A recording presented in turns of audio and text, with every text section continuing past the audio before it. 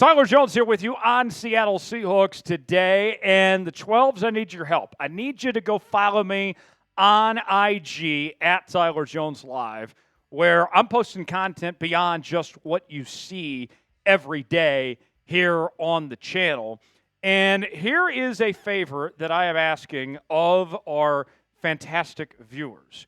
Not only do I want you to follow me on IG at Tyler Jones Live, but the first 10 people from today's show that like this fantastic photo of your fearless leader from over the weekend at the Final Four in San Antonio, I will follow back the first 10 people that follow me and like this photo. That sounds like a great deal, my friends. So help me out. Go to Instagram, follow me at Tyler Jones Live, go like this photo, and we will get started with this edition of Seattle Seahawks Today.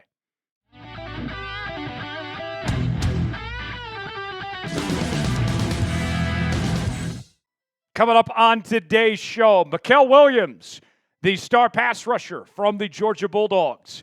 He had a top 30 visit with the Seattle Seahawks. We'll tell you all about it. Get to know Mykel Williams in just a bit. Also, old friend alert, Shaquill Griffin. Could he be making a return to the Hawks? He had a visit with the organization this week. We'll tell you all about that coming up here on today's program. Let's start with Mykel Williams. The Seahawks, they held a meeting with the Georgia edge rusher ahead of the 2025 NFL Draft. Seattle trying to evaluate their options of what they should do with that 18th overall pick. Williams is projected to go in the first round. Mike Garafolo of the NFL Network, he posted the following. Georgia edge Mykel Williams, a consensus first-round pick, is currently touring the NFC West. He visited the 49ers yesterday, is at the Seahawks today, and will head to the Arizona Cardinals tomorrow. Williams has also visited the Patriots, Cowboys, Jets, Buccaneers, and Saints. So all of that from Mike Garafolo there on that front. So with that being said, folks, when it comes to Mykel Williams, and I'm going to go over the scouting report coming up in just a moment. We're going to get to know him a little bit further. I'll say this. My preference, and I've been very consistent when we've talked about this on this show, is that Seattle should go offensive line with that 18th overall pick.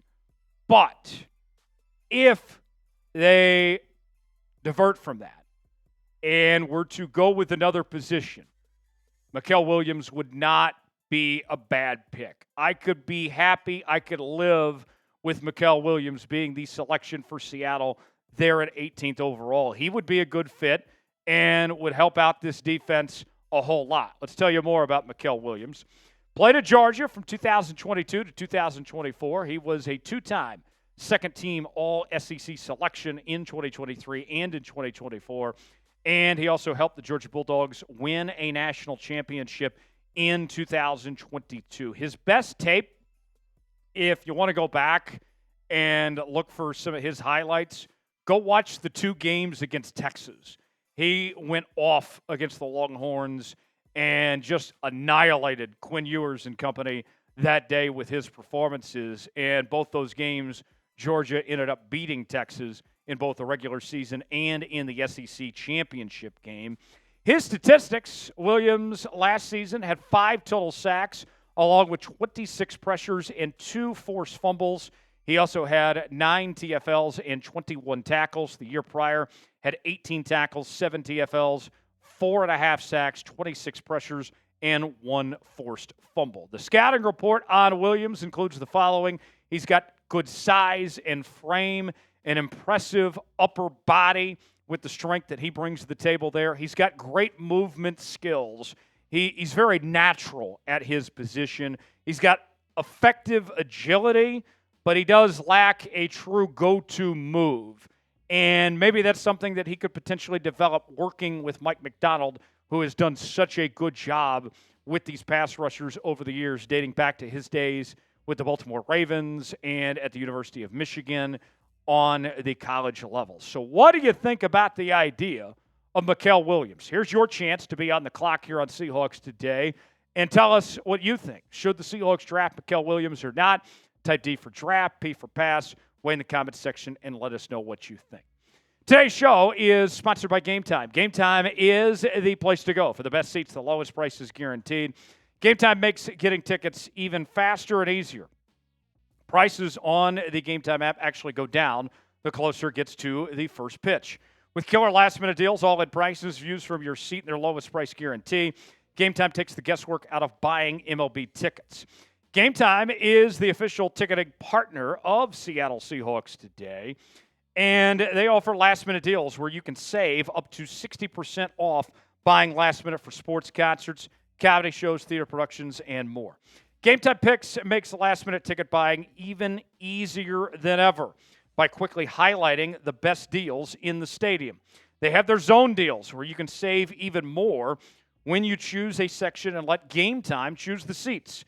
They have their all-in pricing, which includes a feature where you can toggle and show the total up front with no surprise fees at checkout. They also have their seat views where you can get a panoramic view from your seat in the app before you buy.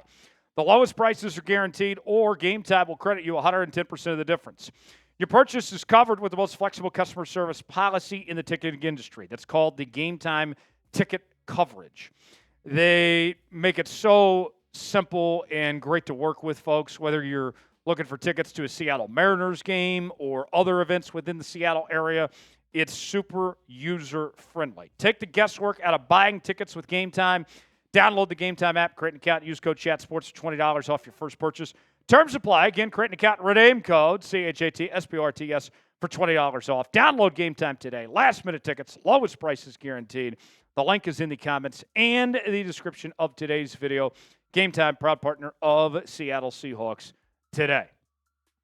All right, let's talk one visit to another, and we are bringing up an old friend, Shaquill Griffin, who began his career with the Seattle Seahawks. He had a meeting with Seattle on Monday, and I was out of the office Monday, so didn't get a chance to touch on this when it happened, but wanted to give you some details and talk about the possibility of a return for Shaq Griffin.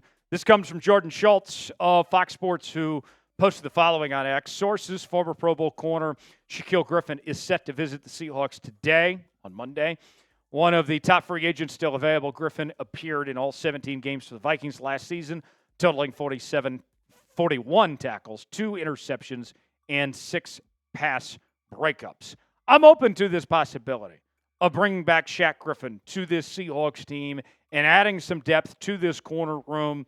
And I don't know how many people realize this, but he had a sneaky good season last year with the Minnesota Vikings. Since he left Seattle, he's been a bit of a journeyman. He's played for a few different teams, but what we saw in 2024 was a bit of a bounce-back season for him, the best year he's had in a while. And in this regime under John Schneider, one thing that we've seen, whether it's guys like Jaron Reed or many others, the door is always open for players to make a return to Seattle. We have seen that this organization has done a really good job of saying, like, hey, just because you left doesn't mean that you burned a bridge and that you can't come back.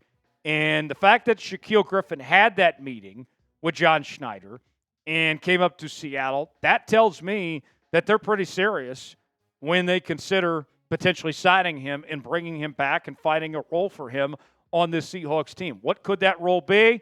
We'll discuss that in a moment. Let's ask you first, should the Seahawks bring back Shaq Griffin? You got 2 options here. You can type Y for yes, in for no. Way in the comments section. Tell me if you like the idea or not. Folks, I need you to subscribe to Seattle Seahawks today as we're bringing you daily news and rumors, sometimes 2 and 3 videos a day. Live shows twice a week, every Monday and Wednesday, in addition to our interactive Q&A mailbags, breaking news, whether it's a video in the studio or at home in the Jones Zone. Well, we cover it all for you here on Seahawks Today. I want to get at least 20 subs off today's video. I know you guys can make it happen. Subscribe now for free, youtube.com/SeahawksTV. Stay up to date with everything going on with your Seattle Seahawks. We got you covered here on the channel. Subscribe now. You'll be glad you did. Now, there was a statement made within the last couple of weeks from Seahawks head coach Mike Macdonald when he was asked about Josh Jobe and his role with this Seahawks defense. And as of right now, Josh Jobe would be one of your starting outside corners. But Macdonald said, hey, even though we signed him to a 1-year, $2 million deal, we are still evaluating our options and looking for competition for Josh Jobe. Josh Jobe did a pretty decent job, all things considered, being a practice squad player for the majority of his career. And with the injuries, he got the chance to step in, and he held his own. But even with that said, I have some concerns with Josh Jobe long term. I don't know if I want to enter 2025 and him be your starting outside corner playing next to Rick Woolen and Devin Witherspoon. I would gladly take Josh Jobe on my team and have him be a backup and be a guy that could step in as a starter if needed, if there's an injury, or use him in 4 and 5 corner sets of sorts. But you bring in Shaq Griffin, I think he would get the promotion to be the starting outside corner opposite of Rick Woolen and Devin Witherspoon, and then Josh Jobe be that next guy, and I think that could work for Seattle.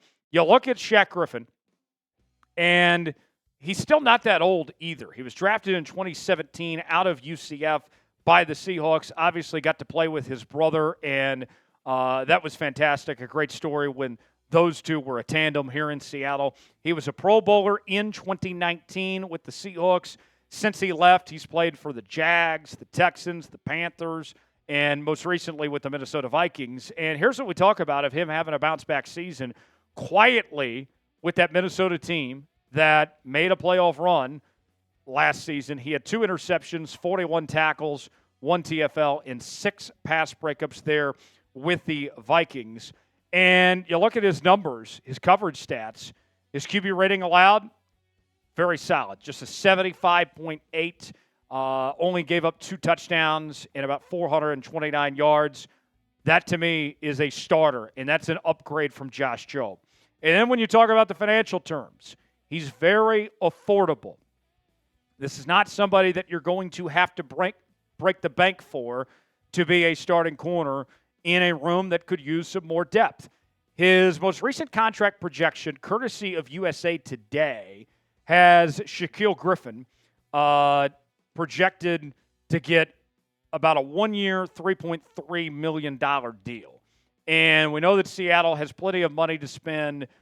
They could easily sign Shaq Griffin to that deal and bring him back and be a pretty decent piece to this Seahawks defense. So I like the idea. And I got to ask you, what's your favorite memory of Shaq Griffin from his time in Seattle? I always think back to when he and his brother had that tandem sack.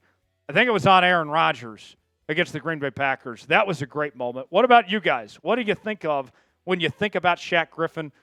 Weigh in the comment section. Let me know. Follow me on the gram at Tyler Jones Live for more Seahawks coverage beyond what you're seeing here on Seahawks Today at Tyler Jones Live. And a reminder, first 10 people that like that photo that we showed you earlier and also follow me, you are getting a follow back on IG at Tyler Jones Live. There's one more look at yours truly swagging out there in San Antonio. Thanks for joining us here on this edition of Seahawks Today. I'm Tyler Jones. Have a great one. We'll see you next time.